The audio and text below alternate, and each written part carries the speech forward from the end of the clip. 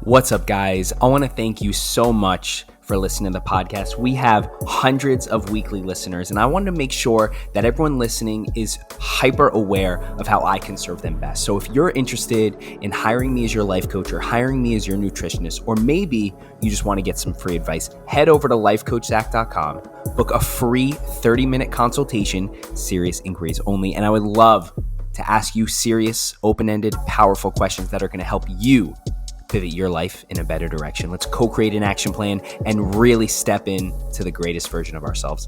Here's the podcast. What's up, everybody? Welcome to the Life Coach Zach podcast. I'm here with Rachelle McCloud, emotional wellness coach, inner world transformation mentor, helping people get rid of symptoms of anxiety, depression, and post-traumatic stress. Rachelle, how you doing today?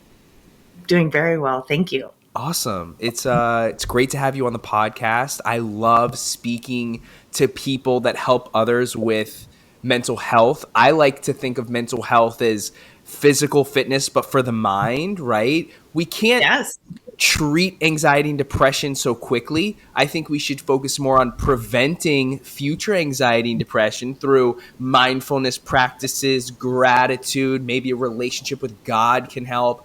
But what's your take on preventative mental health or how to treat mental health challenges along the way of life? Yeah, I love that you want to talk about prevention because that's really my long-term goal here. I really want to see people working with their brain in the ways that we're discovering work really, really well at the breakfast table with their children, in their normal everyday life. Unfortunately, I am really right now focusing on helping people get rid of symptoms that are already showing up and that are already creating challenges. But boy, would I love to use the same way that I'm helping people get rid of symptoms is the same thing that we can use to really help ourselves grow, stay on top of things, really be adaptive and flexible and really creative in our everyday interactions with our families, the situations that we're in, our children, our school. There's so many, the same thing that creates mental health, anxiety, depression, and traumatic stress is the same thing that also creates our growth and our vitality and our wellness. So, I'm over here, helping people throw off symptoms, but really the same process in working with the brain in this way really opens the doors. It's our growing process and learning process. Yeah. So. Wow. Well said. Well said. Because when we think of mental health and anxiety and depression, anxiety is living in the future, depression is living in the past. And if these are the two ends of the spectrum of mental health, what's the equilibrium? It's living in the present moment, right? So how could people be more present to treat anxiety and depression?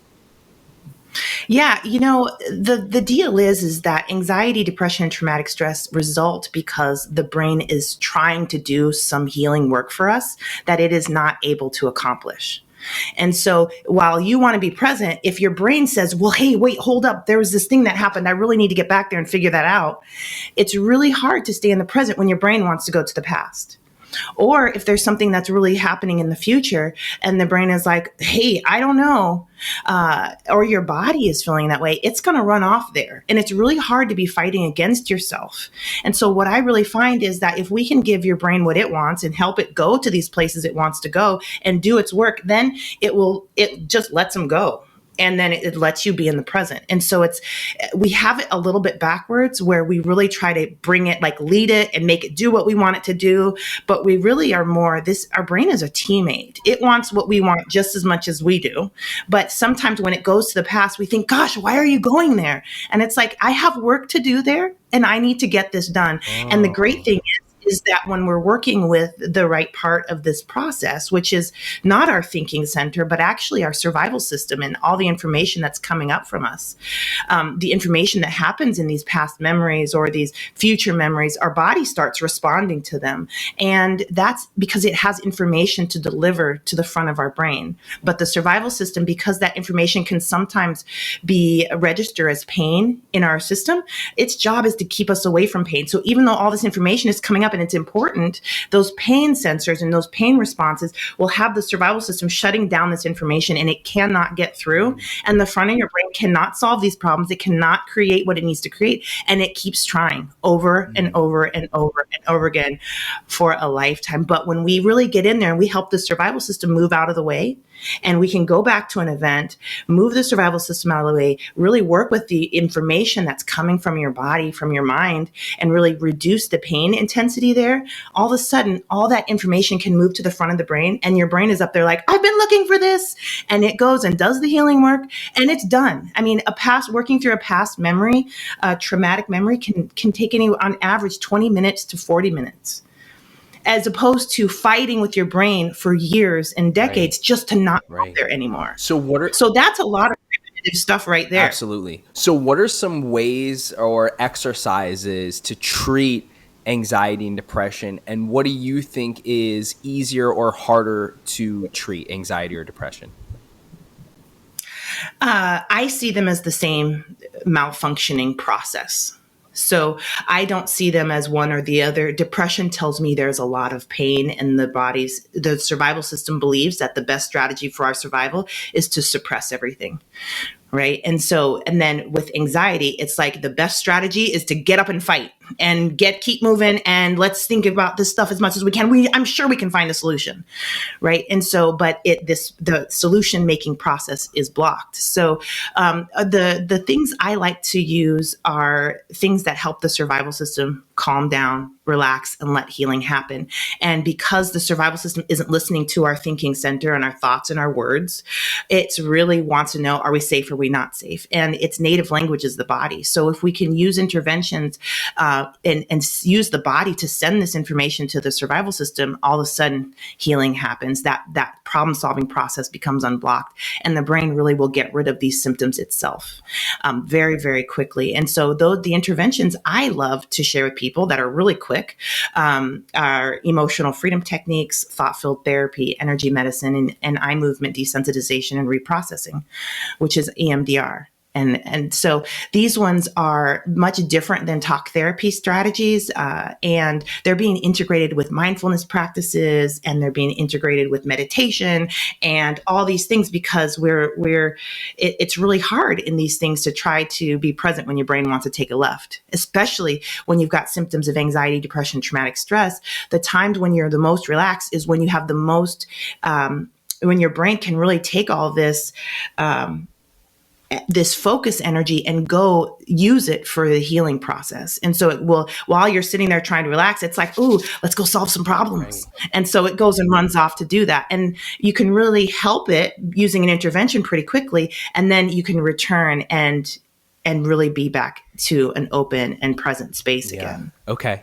So your approach seems very analytical, pragmatic, logical, scientific. And, I feel like that approach is obviously incredible, but what are some ways to explain it as simply as possible? And actually, let me ask a different, are you still with me, Rachel? Cause it paused. Oh, you are? Okay. Let me ask this question, actually. Someone like you who knows so much about mental health, you're an expert in mental health and you have credentials that prove that. Do you struggle with anxiety and depression? And if you do struggle with anxiety and depression, how do you process and work through your anxiety and depression? Yeah. I have been shut down by anxiety, depression, and post-traumatic stress several times in my life. And that's really, I came into these tools because I really quit being a therapist because I hated it. I was really bad at it, and found these interventions. And these interventions, I found emotional freedom techniques first, and I used that for years. And that's how I resolved my disorder, my obsessive compulsive disorder. And then I started working through my complex childhood trauma, and then started helping other people with this. And so at this point, every human has symptoms of anxiety, depression, and traumatic stress. They have, because we have brains that don't always know what to do in a situation like, I can't solve this problem. We all have anxiety. Every single person has anxiety. Right. We all do. Tony Robbins has anxiety. It's just a fact. Period. If you have a brain, it's happening. And these when it comes up, these are opportunities to help the brain. Right. And so sometimes instead, a lot of times we want to just shut the brain up and like, this is what you're going to do. And it's like, if we can take a little bit of time and help the brain solve its problem, like learn it itself, because it's got to get your body on board. Can I cut you off for 1 second? Because you said something that was so amazing. You said something that was foundational about how, these are opportunities to work through them. However, 90% of the population, this is just my guess, can't even acknowledge their anxiety. They don't even have awareness around their anxiety, and they identify with their emotions. I'm sad, I'm jealous, I'm fearful, I'm angry. No, you're Rachel. You're Rachel, and you feel this way. So, it seems so simple, right? But it's not easy. And awareness of anxiety and awareness of depression is the first step, and it is almost the hardest step. So I want you to elaborate on that a little more. It is. It's if you don't realize that what you're dealing with, you're waiting for miracles to happen to heal yourself, which they happen. And we can, the body has some mechanisms that will shoot up and really get us through some really difficult patches if it will, but it won't really solve the root issues. And so, gosh, what I do with this is that I really just start giving people tools, and I say, use it anytime you feel not so good. And then they're starting to use it. And now all of a sudden they're like, I feel better right now. My shoulders aren't as tense. My stomach. And then they're like, what was that? And now we're opening some doors, and now we're building this awareness, and that being disconnected like that is really harmful to us in so many ways, because, gosh, knowing yourself is one of the most powerful things we can do. And if we're not aware, and so we really need to rebuild that connection into our self-awareness. And I really didn't know I was struggling with anxiety. Right. I had a whole crisis and did not realize. Most of us don't until they label us anxious and they start feeding us pharmaceutical drugs.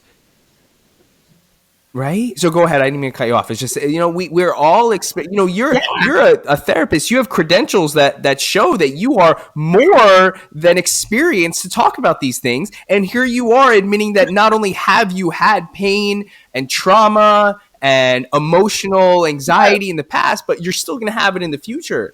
And that awareness it's foundational to acknowledging, because the Buddha, right? The Buddha's like, don't be a slave to your thoughts, be a master of your thoughts. And a lot of us allow our thoughts to dictate our actions and dictate our choices, and a lot of the times we allow this anxiety to become paralyzing. But you and I are not sitting here saying we have all the answers.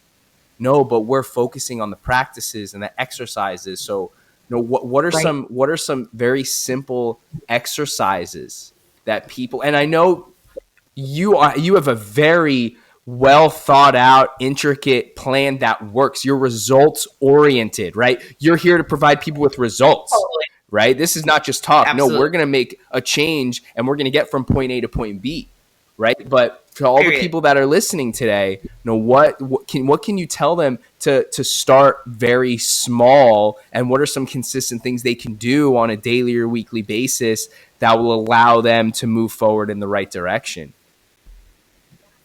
Yeah, I think that, when we don't have this awareness, and there are some times when we are triggered in a way where we will really lose our ability to choose. And when we don't have awareness, we really have to understand that our emotions and our thoughts, everything comes together to make who we are right now in the present moment. If we don't like who we are being in the present moment, let's look under the hood here. What's going on? Where am I where's the distress in my body? What do I want to be in this moment? What's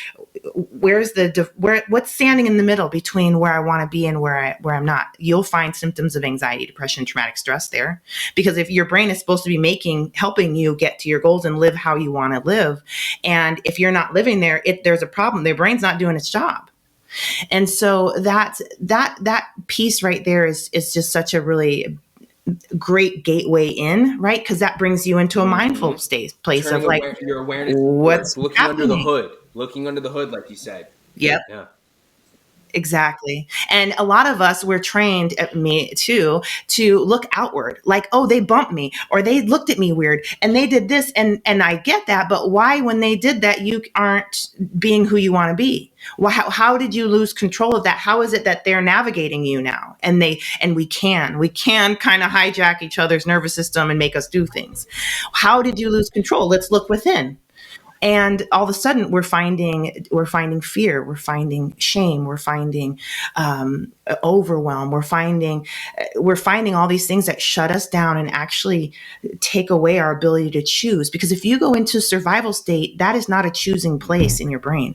That part of the brain doesn't give you options. It says it chooses like lightning speed fast which Fight or survival flight option we're going to use. We running or we fighting? And which one? And you're off, and you don't get choice back until you're back into the front of the brain, until that survival system says, okay, we're safe now. I'll let the thinking center turn back on, and where the morals and the values even when are. we do have choice, we still can't exercise our free will all the time. There are people I know, for example, my mother, love her to death, right? I'm a certified nutritionist. She has the plan to lose weight. Right? She knows that she has to walk 10,000 steps every single day. And that is just a non-negotiable. It's a non-negotiable. And she knows this, right? But sometimes she doesn't do it because we have free will, but it's not easy to exercise our free will. So we can look under the hood. We can turn our awareness inwards. We can see the recipe for success and know what we should do. But then doing it is also tough too, right? That's right. And a lot of this is because of how brains work. And when you look at under the hood and you find one issue and you can get the brain to move that issue fully and completely through the healing process, you will watch that one issue change and transform. A lot of times it becomes a non-issue, like, oh, that was scaring me, or, oh, that was preventing me. That's strange. That doesn't seem like a big issue anymore. And it's the process of things losing power, old emotional baggage. You would be surprised at the thousands of thoughts someone thinks about just when they say, oh, it's time to go walking, and the flood of memories, the flood of past. Where are my shoes? Should I go to the bathroom first? Oh, hold on. Actually. And that all is, the brain has to untangle all of that. And sometimes it's like, I can't. Right. And it's just, and there you sit. And so, but really what we can do is we can help the brain untangle all of that and get you a working walking program, a subconscious program. And all of a sudden you can go and it's easy and you don't feel like you're weighed down by a ton of bricks. Crazy. But what's going on internally, I think, is so much bigger than I won't go walking. I don't have any willpower. No, your brain it cannot resolve it, or it thinks walking is dangerous, or there is a reason that you are not doing what you want to be doing. And the brain can resolve that, and we can help the brain resolve that. And I wanna answer the question as well on what are some simple things or exercises or activities that you can do to be more aware or acknowledge your thoughts, feelings more so than you are right now. And journaling is a great way for you to process your thoughts, process your emotions, and it's impossible to move forward in life if you have nothing to look back on. So, I've been journaling every single day since 2019 for the last 3 years. And, not only do I get a ton of results while I'm journaling because I'm processing my emotions and it's a sacred space where my journal is listening to me non-judgmentally, but also looking back on all the progress that I've made. And scrolling to a random day and reading what I did that day and how I felt that day has really given me a lot of hope and faith that and conviction that all the things that I'm doing are the right things. Now, I have a beginner's mindset. I want to be as humble and live with as much humility as possible.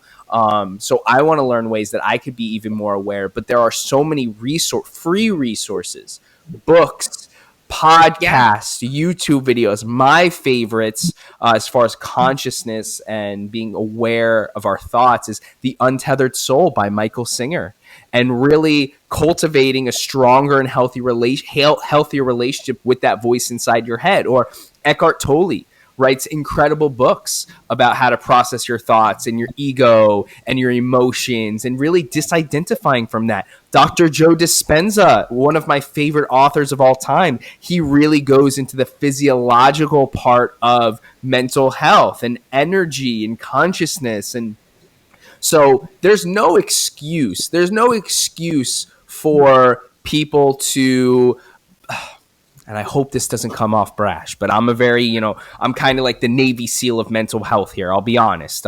You have anxiety, I have anxiety. You have depression, I have depression, right? I want to be as compassionate and empathetic as possible, but there's no excuse for people to play the victim anymore. There's no excuse for people to play the victim anymore. If you have anxiety and depression, and I know it's kind of hard, but you got to take control of your thoughts. You have to acknowledge when you're feeling this way. You must journal. You must meditate, and you must go out of your way and be intentional about learning more on emotional intelligence, processing your thoughts and emotions. And please. I want to jump in on that. I think gosh, the journaling is such a wonderful tool. Many of us don't have thoughts. Many of us cannot put words into thoughts or feelings, and journaling really will wire that in. It is very powerful for that. Reading these books, learning this stuff, this is all stuff for the front of the brain. And let me tell you, that is not where the problem of anxiety, depression, traumatic stress is. And that's really where a lot of our thoughts are. And if we want to take control of our thoughts, we really need to come back down the line and really start working with the emotional pieces of this. Because when the emotions combine with thoughts, that's really where power happens. And if these emotions are unprocessed or are blocked, or they're not coming through, or the brain takes emotion like fear and turns it into courage and hope. Right. And if the brain can't do that job, you're going to have thoughts with fear instead of thoughts with courage and hope attached to them. That changes the outcome. So even with journaling and things like that, it's not a guarantee that all the emotion is going to move through. And it's really wonderful because you're going to bring it up to the surface, but then we need to do the job making sure it gets through. And if that stuff's registering still as pain, it's going to have a hard time. So really, my top takeaway in all this stuff to tell anybody is to start using an intervention that really works with getting the emotions through this process. Help your brain with the emotions of it, because then you'll watch your thoughts and your actions transform quickly. I help people resolve disorders in 2 to 6 months that they've had for decades. This stop here in focusing on and attuning to and attending to the negative emotions or the painful emotions is so fast, especially when people worry, but I'm going to go down the drain. No, when you resolve this stuff, you get to plug back into all your positivity, all of your creativity, all of this beautiful stuff. And so, but we do need to take some time and do this emotional work. I love that. Rachel, you're teaching me so much. Right here I am thinking I have it all figured out. Oh, read books and journal and meditate and learn more, right? And that's what's worked for me, but that might not work for everyone else. And even though I spiritually am thriving, I'm super happy. It seems like I got my shit together, right? Continuing to learn more, continuing to be a better person each and every single day. There's always ways that I can improve. And even though I feel like, and not to make this about me, but I want to be transparent and vulnerable and authentic right here about how I'm feeling. Even though I feel like my mental health is really, really strong, and I'm an advocate and an ally for mental health, and I'm here to help other people that have experienced anxiety and depression through my process. Your process is completely different. And together, maybe that could really, really help other people. So, if you are listening on Spotify or Apple Podcasts, head over to RachelMcCloud.com, RachelleMCCloud.com. She has a free masterclass work with your brain in a way that finally eliminates symptoms at the root. Rachel, it has been amazing having you on the podcast. Say thank you so much for taking the time out of your busy schedule to have a chat with me. And if you're watching on YouTube, thank you so much for sticking around for 25 minutes. I'm going to drop the link to Rachel's website and her Instagram and her free masterclass and on ways you can join her community, her Facebook community. Rachel, thank you so much. Thank you. Thanks for having me. And have a wonderful day. Have a happy new year. All the health, wealth, success, and happiness for you, all your friends, and your family. This is going to be the best year of your life. It's going to be the best year of my life. And thank you so much for everyone that's listening. Have a wonderful day and happy New Year.